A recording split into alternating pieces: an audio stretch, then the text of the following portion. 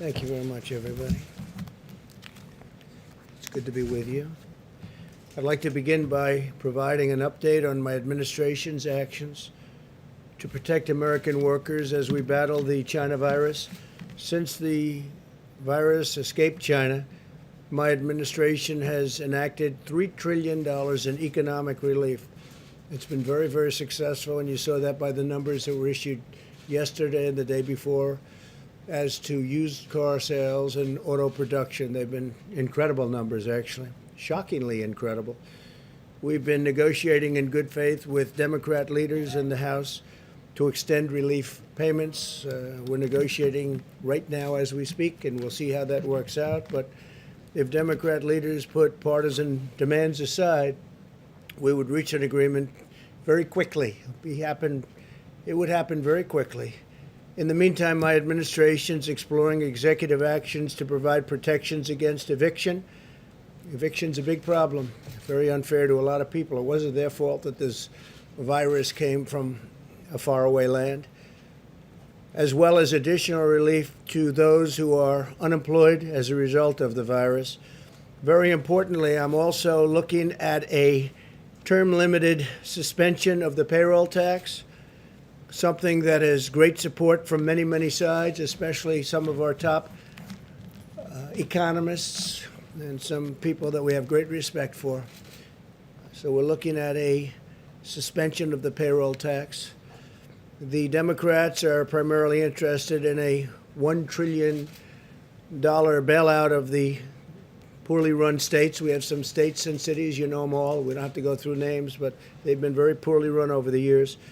And we can't go along with the bailout money. We're not going to go along with that, especially since it's not COVID related. Earlier today, I met with a great governor, Arizona Governor Doug Ducey. He's really done a fantastic job beyond even the COVID situation, which you've been reading about as it pertains to Arizona. A state that is a model for applying a science-based approach to the decreasing cases and hospitalizations without implementing a punishing lockdown. Arizona's record in reducing the spread of the virus while maintaining hospital capacity and allowing society to continue functioning and functioning very nicely, very successfully, is an example that shows how our path forward can work in other states. Arizona has a record, and a record really to be proud of. It's reduced the number of daily new cases by over 75%, cut the positivity rate in half, and reduced ER visits by 2/3, all the while keeping the economy functioning and functioning really well.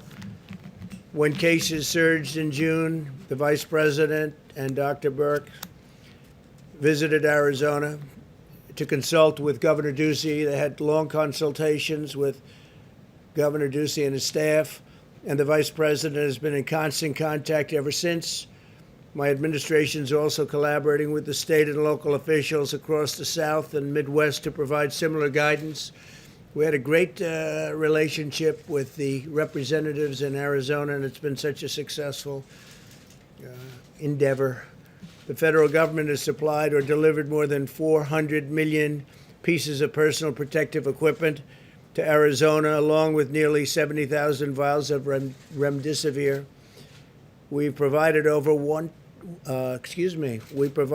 $18 billion in economic support to Arizona, including more than $8.6 billion to support over 80,000 small businesses. So we really have been helping Arizona, and it's gotten tremendous results.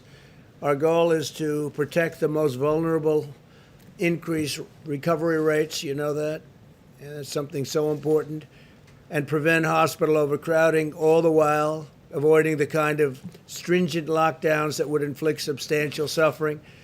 In this phase of the battle, we have the tools, resources, and knowledge to implement a targeted approach as we race to deliver a vaccine. And we are really working very hard on the vaccine, and I think they're doing a fantastic job. I've been meeting with officials of some of the greatest companies in the world. been meeting with scientists, and they're getting very close. If not there, they're getting very close. They're testing.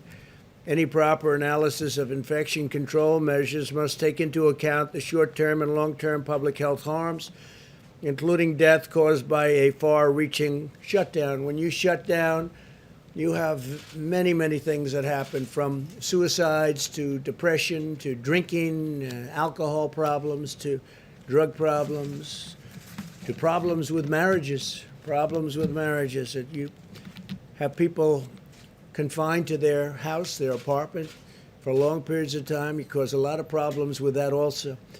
Instead, Arizona has adopted the following measures. The governor advised residents to aggressively social distance when possible and maintain strict hygiene. The state encouraged mask use in crowded public places, especially when social distancing is not possible. The governor also exercised his discretion to restrict capacity at indoor locations to limit the possibility of super spreading. It's a big thing. My administration surged treatments. We got them a lot of treatments and therapies to the state, including nearly 70,000 vials of remdesivir, enough to treat over 11,000 patients, and it's been very successful, I might add.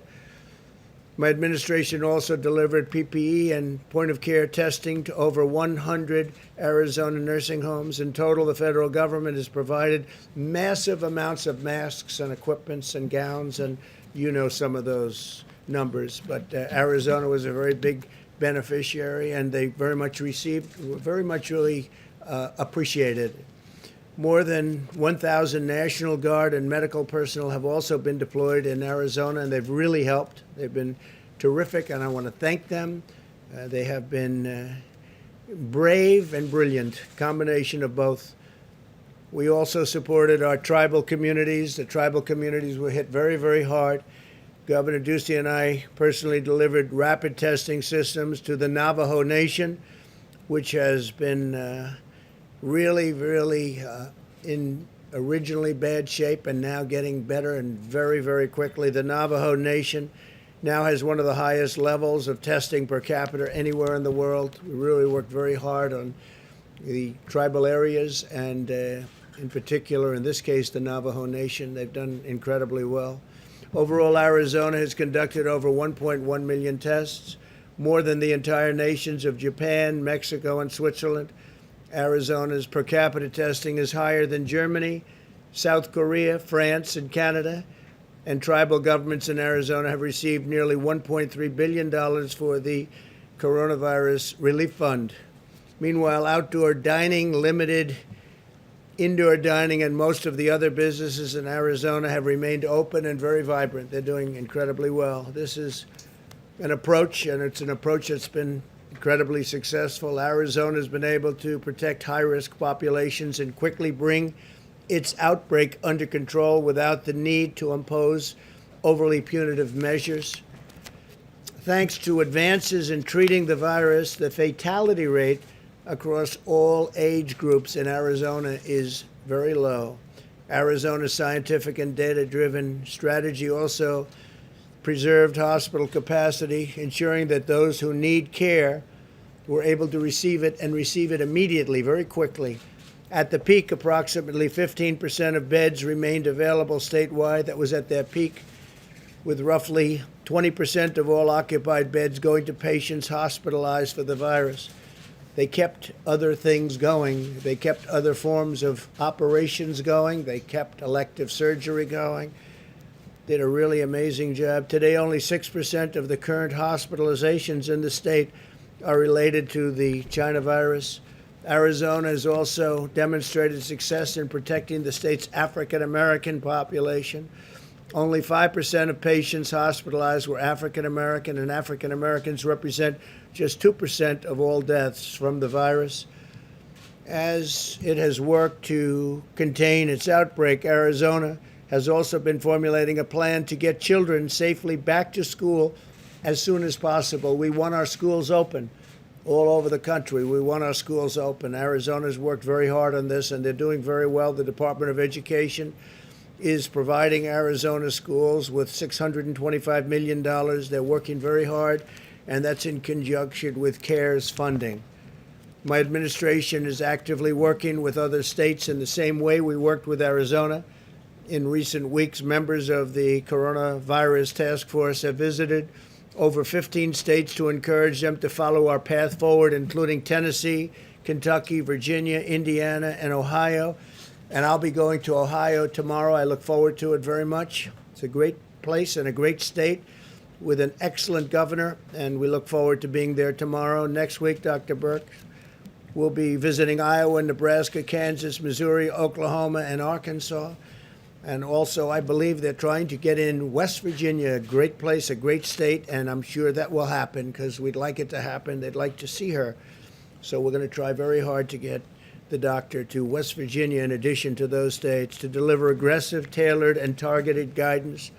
The strategy we're taking to these states will protect those at highest risk while allowing others at a lower risk to safely resume work and school. If we do this successfully, it can be really something incredible because we're talking about a lot of states. We're talking about many, many states. It's really great to see also that Florida, we're coming down. It's coming down and pretty substantially in many locations. And even Miami is starting to come down. Miami was hit very hard. California likewise, and Texas likewise coming down and really starting to be a substantial amount of reduction. It recognizes that prolonged lockdowns impose a wide range of serious public health threats, including higher levels of suicide, drug overdoses, and other significant health harms resulting from the depression that we talked about, social isolation, economic hardship. It's been very tough for those people that are put in a lockdown position for too long. Really has been a very tough and harmful situation for many people. The fact is that these harms are not measured daily here or abroad. It makes them really a very serious threat because people don't know exactly what they are and how bad they are. But I think they're very bad. Going forward, we must continue to remain vigilant in shielding the elderly and those with underlying conditions. Approximately half of all deaths have occurred in nursing homes and long-term care facilities, which is an incredible number and statistic if you think about it.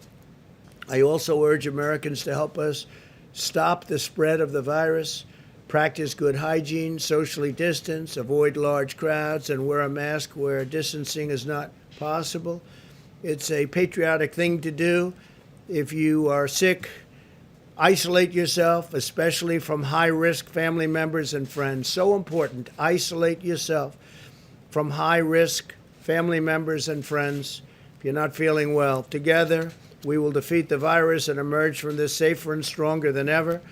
Thanks to the robust federal action in partnership with state and local leaders, new cases of the virus are declining in 80% of the jurisdictions, which is an incredible number.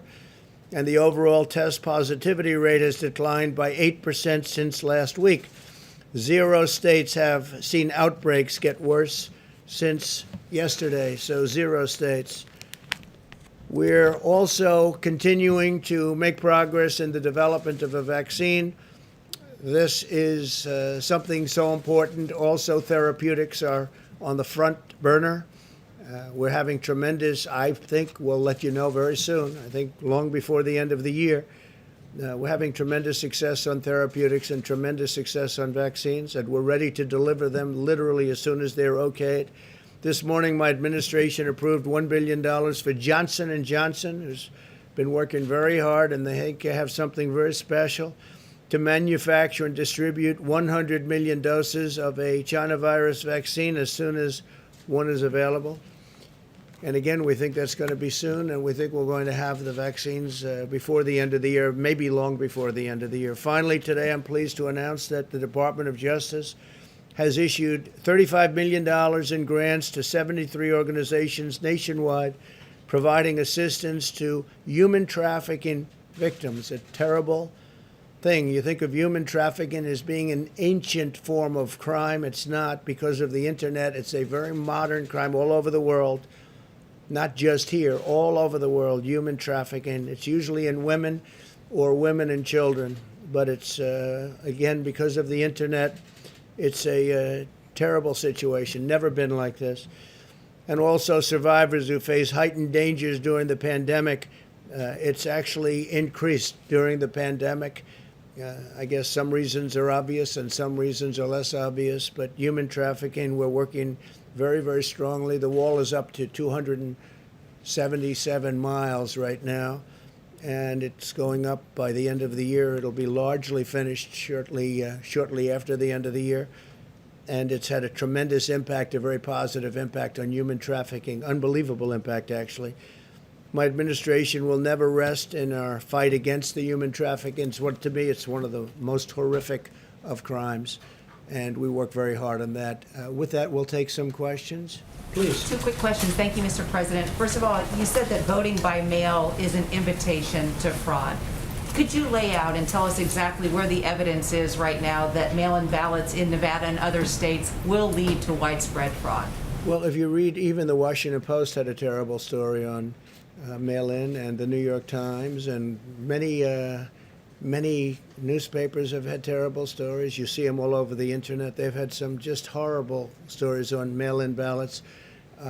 You look at Arizona, you don't even have to have, as you know, they have a provision where they don't have to check signatures. So you sign it and you could have a totally different signature. It's okay. It won't be approved. They have the right to go 7 days after the election for approval. So you're not even going to know who won the state of Nevada. Oh, you were talking about Nevada. Oh, well, I just wanted to point out we did call Nevada's Secretary of State's Office Election Division, and the spokeswoman there said that that simply isn't true, Mr. President, and that Nevada will continue to check ballot signatures against voter registration cards. It's done at the county level. Okay, but that's not what they said when they approved it. They said they're not going to check signatures, they're not going to be able to, and their machinery, which is old, doesn't allow them to. So it's going to be physically impossible for them to do that, especially in a short period of time. In addition, you have the November 3rd election, and they're allowed to count votes until 7 days after the election. So what does that mean? If Nevada, which is a big state and a great state, a state I like very much, and I think we're going to do very well there, are we going to wait a week after November 3rd if it comes down to Nevada, which it could very well? I don't think so. I don't think it's appropriate. So with all of the bundling that you're going to have, with the harvesting you're going to have, with people being sent ballots all over that have maybe nothing to do with the state anymore, it's a terrible thing. In New York, they had the Carolyn Maloney situation, and I criticized it badly over the last 2 years and 2 days. I mean, I gave it some very, very strong criticism, and all of a sudden, like a miracle, they just approved the winner. Well, what happened? Did the person that was second concede the race, even though it was very close and all mixed up? They have a terrible situation in New York with the ballots, you know that. And as soon as I said, well, I think you should have a new election, because the election, obviously, they're not going to know what to do. I think you should have a new election. They all of a sudden announced a winner. I assume it was her, but they announced a winner. Well, I don't agree with it. Did somebody speak to the person on the other side, the opponent? Did they do something for the opponent on the other side? Take a look at Paterson, New Jersey. Take a look at many things. It's all over newspapers what's going on with the mail-in ballots. They send out millions of ballots. They're totally unprepared to do it. And then they come back in the millions. It's going to be a disaster. I'm doing our country a big favor by bringing it up. And, you know, from a common standpoint, even common sense standpoint, if you look at it just out of common sense and pure, basic, beautiful intelligence, you know it can't work. Now, Florida's worked very hard for years and years on developing a system, and I'm sure they probably have problems also. But absentee ballots are different than mail-in ballots, what you call universal mail-in ballots. Are much different. You have to apply for it. You have to do different things, and it's a much better system, and it's a system that can be reasonably accurate. But there's no system like going to the poll and voting. So I would like to find out why all of a sudden, out of nowhere, in the midst of all of this grief, why is it that they approved the New York race while you ask that question. Race, sir, there's no evidence of widespread voter fraud Which one? there. Oh, really? Early Well, then Maloney's you're reading primary. a different newspaper than me. Issues have to do with Go ahead, delays please. related to the delivery and the postmarks. Go ahead, of the please, mail, go. sir. Sir, you said in an interview this morning on the coronavirus, this thing's going away. It will go away like things go away, despite ongoing cases and deaths. going away. Isn't that continued claiming out of touch with reality? It's going away. No, it'll go away like things go away. Absolutely. It's no question in my mind. It will go away. Please, go ahead. President, you praised, Hopefully sooner rather than later. Mr. President, you praised Governor Ducey's handling of the epidemic in his state. One of the things that he did was delay the start of public schools opening. Is that a model that governors in states experiencing hotspots should do as the beginning of school does approach? Well, I'd like to see the schools open. I think many of the schools, most of the schools will be open. I can say that Republican areas want to see them open, and the Democrats probably want to keep them closed until after November 3rd because they think it's good for them politically. I actually don't think it's good for them politically. Parents want the schools open. We want them open. We want them open safely. We're going to practice very strong hygiene and all of the other things that I've enumerated many times. But we want to see the schools open.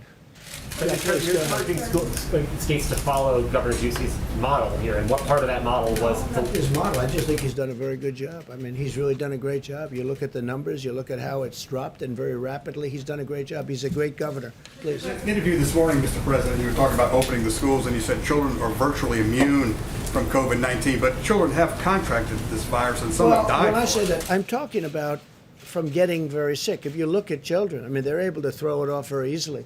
And it's an amazing thing because some flus, they don't. They get very sick and they have problems with flus and they have problems with other things. But for whatever reason, the China virus, children handle it very well. And they may get it, but they get it and it doesn't have much of an impact on them. And if you look at the numbers of in terms of mortality, fatality, the numbers for children under a certain age, meaning young, their immune systems are very, very strong. They're very powerful, and they seem to be able to handle it very well. And that's according to every statistic. Is it right Yeah, to say please go virtually- ahead. Mr. President, at least two people connected to Kanye West's effort to get on the ballot have been connected to the Republican Party. Is this Who's ballot? Kanye West.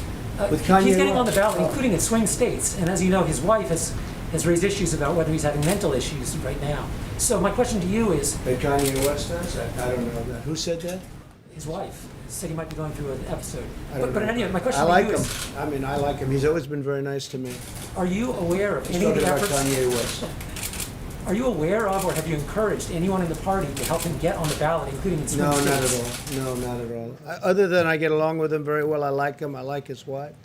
His wife recommended certain people, as you know, including Alice Johnson, who's a fantastic woman, but his wife recommended certain people to get out of prison. They were in prison for a long time, a long, long time. It should have never happened. And I took what she said very strong, Kim Kardashian. And she's got a good heart, very good heart. And I like Kanye very much. No, I have nothing to do with him getting on the ballot. We'll have to see what happens. We'll see if he gets on the ballot. But I'm not involved, please. Thank you, Mr. President. I wanted to ask you, the group of Republican senators are backing $25 billion in payroll assistance to keep the airlines being able to pay their payrolls.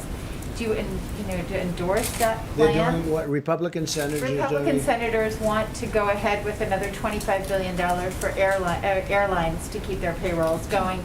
Well, if they need it, certainly that's a business. Some businesses are doing better than they would normally. Obviously, we know what those businesses are. And obviously, the airline business is not doing very well. You have shutdowns all over the world, and you have airlines that are essentially shut down. Some airlines are doing, modest. The best they're doing is modest.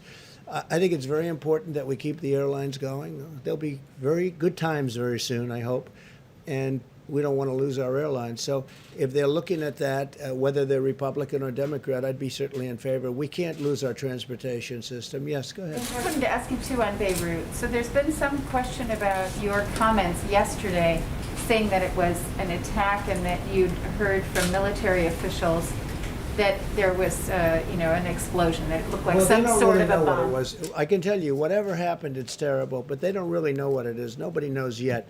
At this moment, they're looking. It could. I mean, how can you say accident? Somebody was, left some terrible explosive type devices and things around. Perhaps it was that.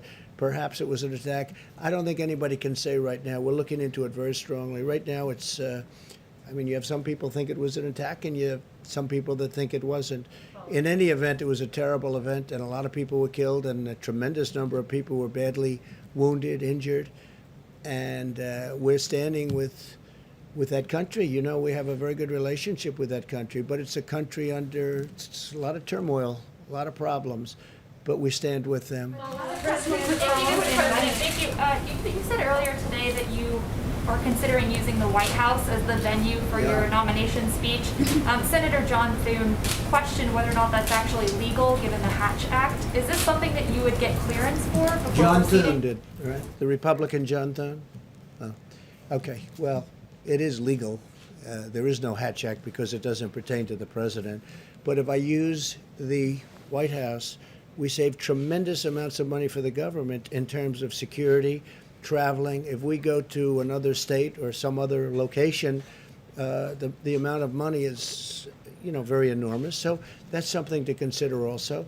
I think it would be a very convenient location. It would be by far the least expensive location. There'd be very little in terms of that tremendous traveling security with airplanes and everybody flying all over the place. So I think it would be a very convenient idea. It's something that we threw out. It would be very cost conscious by comparison to any other location. Yeah, please. Yeah, your son, Don Jr., tweeted yesterday asking you to direct the EPA to reject the Pebble mine in Bristol Bay, Alaska. It's a giant copper and gold mine, and the thinking is that Rejected in what way? just reject its construction. The Army Corps of Engineers 2 weeks ago suggested it would be okay to proceed with the project, but sportsmen like your son are saying that it would be harmful to fisheries. Well, I've listened to both sides. I don't know of the argument yet, but I would certainly listen to both sides. My son has some very strong opinions, and he is very much of an environmentalist, and he was very impressed with what we did yesterday, because that's one of the great environmental bills, and beyond that, ever signed since I guess over 100 years, if you think about it. It's been a long time. But I will look at both sides of it. I had heard about it. I understand they're going to be doing a briefing sometime over the next 48 hours. It's going to go very quickly. I've done a lot for Alaska. I love Alaska. It's a special place. Anwar was one thing.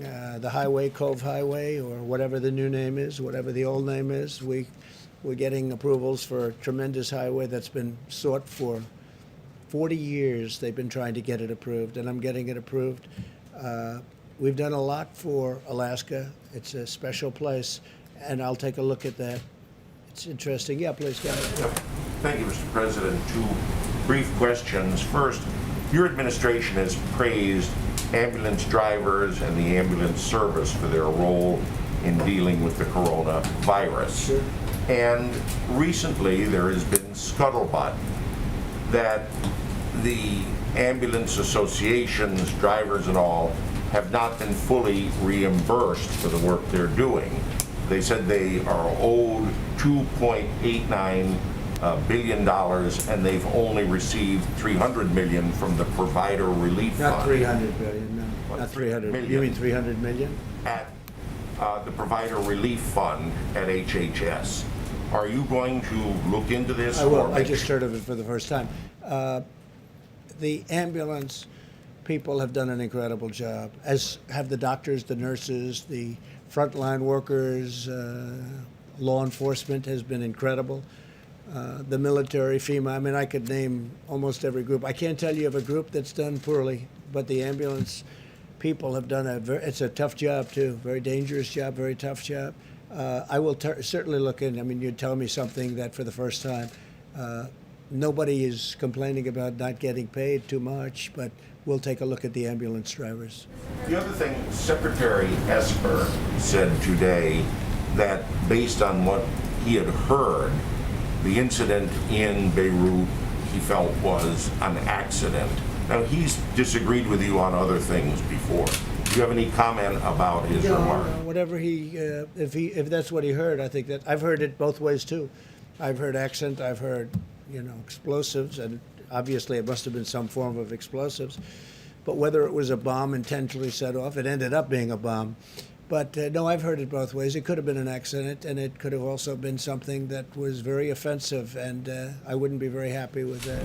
And you have no problem with Just to him. follow up on that, Mr. President, even if you just have suspicion that the Beirut explosion is a bomb, do you have any plans of pertaining to U.S. assets in the region, for example? I mean, how are you looking into this? We're working very closely with the government, and we're working very closely with many different agencies, including the military, and we'll be able to figure it out. We already probably have figured it out. Thank you very much, everybody. Thank you. Mr.